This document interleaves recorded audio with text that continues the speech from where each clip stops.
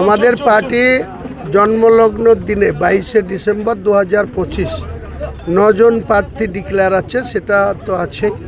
বাকি আমাদের যত সিটে লড়ব, জনতা উন্নয়ন পার্টি তার ছোট ছোট জোট সঙ্গীদের নিয়ে 182টা আসনে প্রতিদ্বন্দ্বিতা করবে। তার পূর্ণাঙ্গ তালিকা তৈরি আছে, সেটা ইলেকশন কমিশন যেদিন ডিক্লেয়ার করবে ইলেকশনের সূচি, তার 48 ঘন্টার মধ্যে আমরা 182 জন আমাদের জোট সঙ্গীর প্রার্থী ডিক্লেয়ার করব। এখন বিষয় হচ্ছে যে মধ্যে সিপিআইএম এবং ইন্ডিয়ান সেকুলার ফ্রন্ট আইএসএফ, এরা গত 2021-এর ভোটে কংগ্রেসের সঙ্গে এদের জোট ছিল।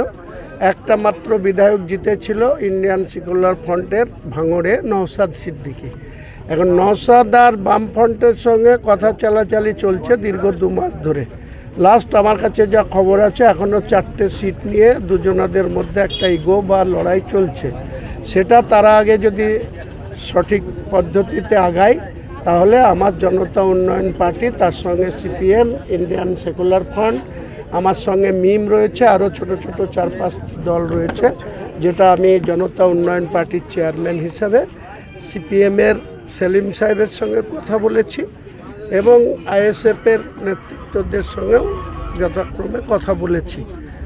আগামী 10ই মার্চের মধ্যে আমরা ক্লিয়ার একদম কলকাতায় ওপেন সাংবাদিক সম্মেলন করে এই সরকারকে পরাস্ত করার ক্ষেত্রে কারা কারা আমাদের জোটে থাকবে সেটা বাংলার মানুষকে ওপেন করবে। বীরভূমের সংগঠন এখন কীরকম রয়েছে?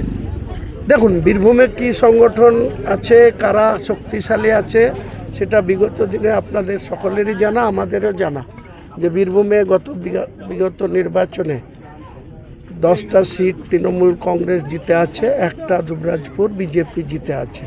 আমরা লড়াইয়ে নামব, লড়াইয়ে মানুষ ভোট দেবে, সিদ্ধান্ত নেবে। কেউ যাতে জোর না খাটাতে পারে, জুলুম না করতে পারে, কাউকে জোর জবরদস্তি করে বাধ্য না করাতে পারে, সেটা ইলেকশন কমিশন দেখবে। আমরাও নজর রাখব। যদি কোনো কেউ গাজোয়ারি করে, কেউ প্রশাসনে বসে কারো পক্ষে কাজ করে, তাকে কি করে ইলেকশন কমিশনকে অভিযোগ করে তাকে ওসির চেয়ার থেকে সরাতে হয়, এসপির চেয়ার থেকে সরাতে হয়, ওটা আমরা ভালো জানি। সেটা সময় মতো করে দেখাবো। প্রতিরোধ হলে বীরভূমে তো অনুব্রত কাজলের একটা রয়েছে, প্রতিরোধ হলে আমরা প্রতিরোধের রাজনৈতিকভাবে মোকাবেলা করব। কারোর সঙ্গে ব্যক্তিগত সংঘর্ষে জড়াতে চাইব না।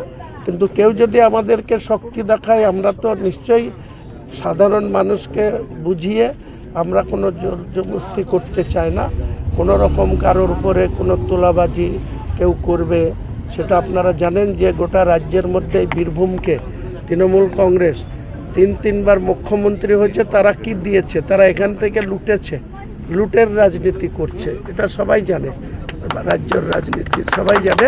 বীরভূমের সাধারণ মানুষ কিন্তু কিছু পায়নি, তাদের কিছু দেওয়া হয়নি, এখান থেকে লুট হয়।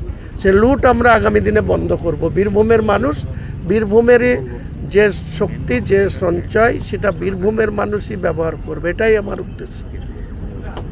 মেন অনুব্রত মণ্ডল না কাজল শেখ?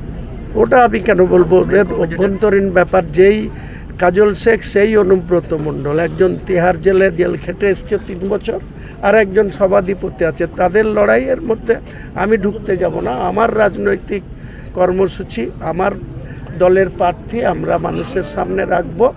মহান আল্লাহ তাআলার উপরে ভরসা করে আমরা এই দল, এই তোলাবাজির দল, দুর্নীতিগ্রস্ত দল, ক্যাবিনেটের 2জন মন্ত্রী, কেউ 1 বছর, কেউ 3 বছর জেল খেটেছে।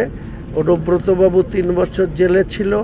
তাদের সমস্ত শিক্ষা দপ্তরের আধিকারিক, সুবীরেশ ভট্টাচার্য থেকে শান্তিময় সিনহা, কল্যাণ ঘোষ থেকে বহু ব্যক্তি যারা জেল খেটেছে। আজকে দুর্নীতিতে এরা রেকর্ড পরিমাণ দুর্নীতি করেছে। সেই দুর্নীতির বিরুদ্ধে মানুষ একটা প্ল্যাটফর্ম চাইছিল। সেই প্ল্যাটফর্ম আমরা মানুষের সামনে রাখবো, মানুষ সিদ্ধান্ত নেবে।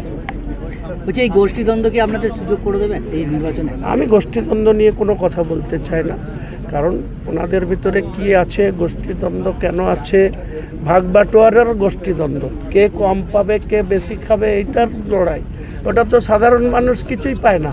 তাহলে সাধারণ মানুষকে সিদ্ধান্ত নিতে হবে যে ওদের আরও বেশি আড়পত্তি করবে।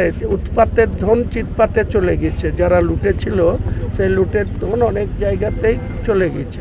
সাধারণ মানুষ বীরভূমের উন্নয়নের জন্য আমরা আগামী দিনে পদক্ষেপ করব আশা রাখছি।